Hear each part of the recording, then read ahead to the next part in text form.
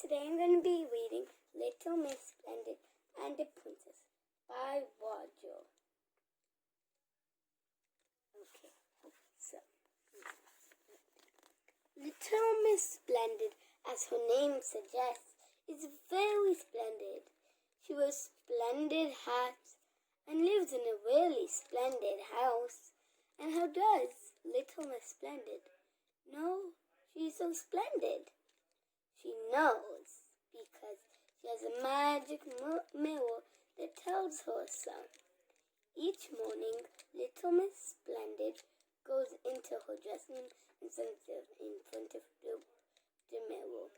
Mirror, mirror on the wall, who is the most splendid of all? She asks the mirror. Little Miss Splendid is the most splendid of all, answers the mirror.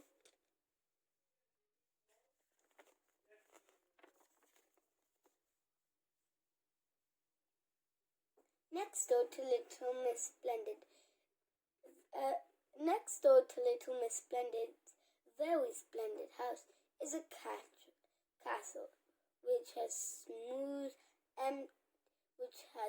stood empty for many years. One day, on her way to the shops, Little Miss Splendid noticed a sign on the castle gate. I wonder who has bought that, she thought to herself. There's the castle. The following day, she found out. Little Miss Splendid was woken by a fanfare of trumpets. She looked out the window to see three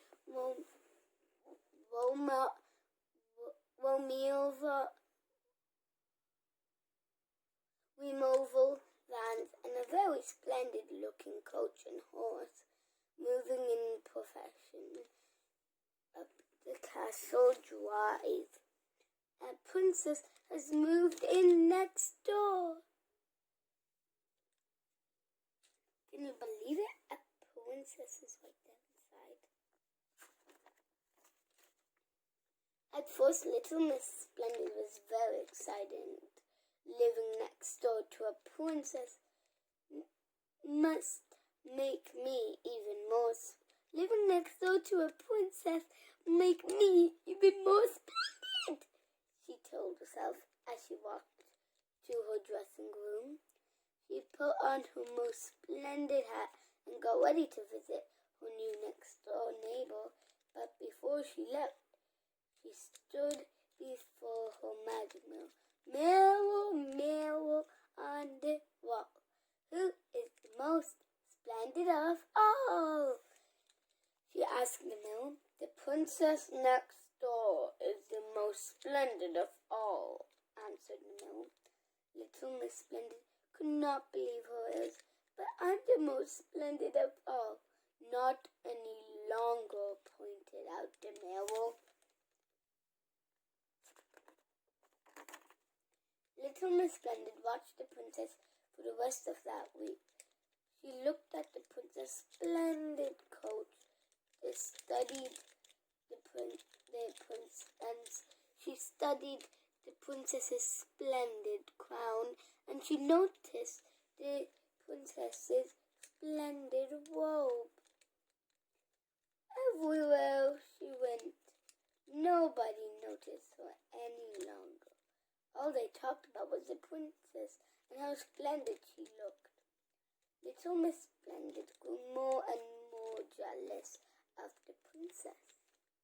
There's the princess. She's getting more jealous and jealous and jealous. The following week, Little Miss Splendid went shopping. She bought an incredibly old-night coach and 4 horses, a shimmering princess's hat, and a splendid, long and following robe. There's what she got. All in those boxes, she also got more. And there's a tiny box. So, next page. Little Miss Splendid was so pleased with her new purchase that she went straight into town to show them off, but no one took any notice of her. "Good morning, Miss Splendid," said Mr. Happy without any comment on what he was doing. "Did you hear the princess is coming into town later? I can't wait. It's so exciting."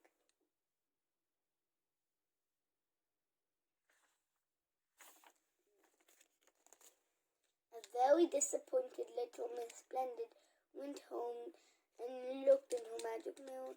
"I do look splendid," she told herself, admiring her reflection, but the mirror disagreed. "The princess next door is the most splendid of all," said the mirror. "The princess next door is the most splendid of all," said the mirror, and if I may say, you look a little ridiculous." Little Miss Splendid was dismayed, but what could she do?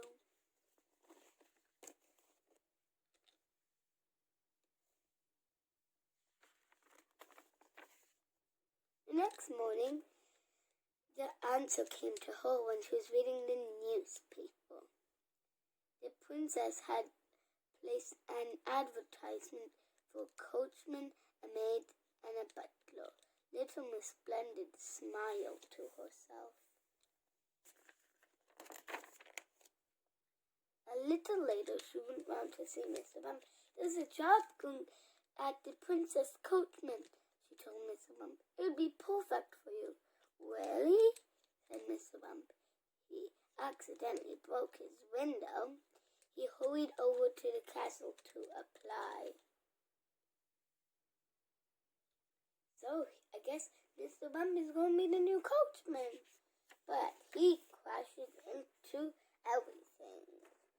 If there's anything he can bump into, he bumps.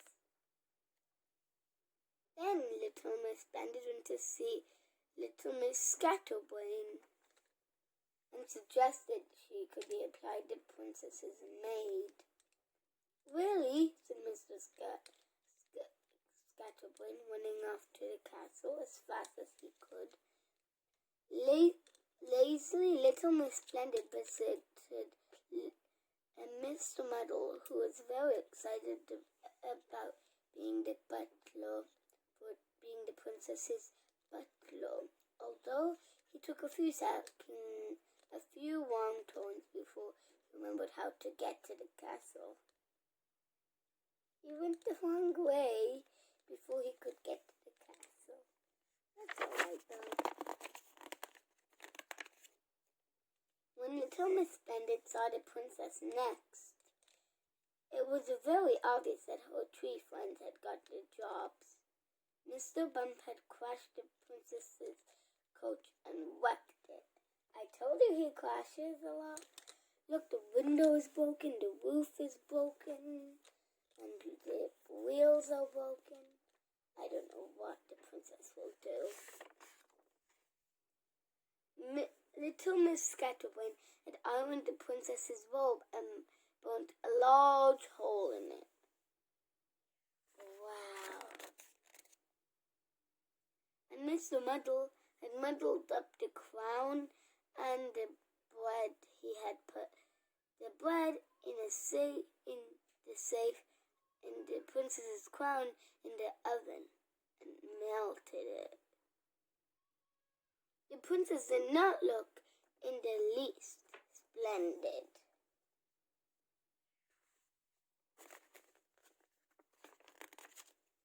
Little Miss Splendid stood in front of her magic mirror.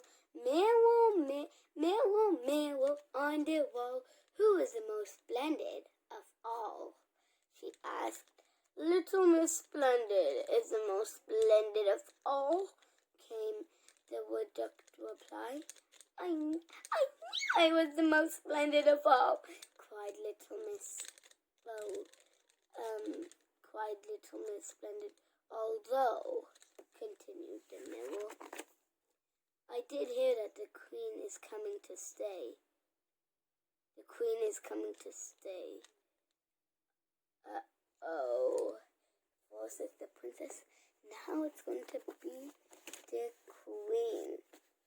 Can you believe it?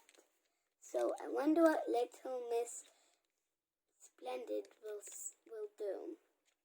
I hope you enjoyed the video. Please subscribe and leave a like. Bye. Have a lovely day.